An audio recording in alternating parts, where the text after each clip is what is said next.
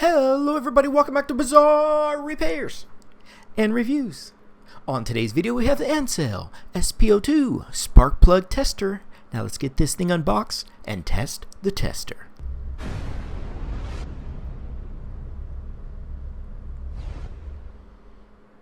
Alright, like we said in the intro, this is a spark plug tester. So this is where you have a gasoline powered car. You can take a spark plug, plug it into one of the holes and actually turn on the knob. It'll up the RPMs and apply power, and you can actually test if the spark plug works or not. Very handy for cars, lawnmowers, anything that uses spark plugs. So this is very handy. I could have used this years ago when I didn't know whether or not my spark plug was bad.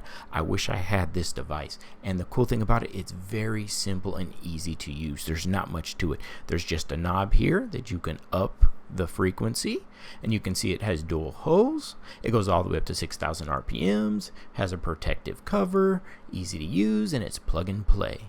But back to what I was saying, it's very simple and easy to use. You just plug the spark plug right in, turn the knob to the right, and then you can visually inspect the spark plug to see if you can see it firing. So here we go. We're going to do a live action test right here. Close the protective cover, then power on. Make sure that the protective cover is always closed. You do not want to shock yourself. Then we're just going to go ahead and rev this thing up, and you'll see as I start to zoom in that this spark plug is A-OK. And look at that. You can even hear the noise in the background. I'm going to zoom in a little more. Just give me a second here. We're going to zoom in so you can really make sure that you see this spark plug firing. And let the camera focus, and there we go. Wow, fantastic. That thing is firing on all one cylinder.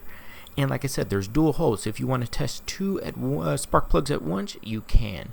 Great device, simple and easy to use. Couldn't recommend it enough.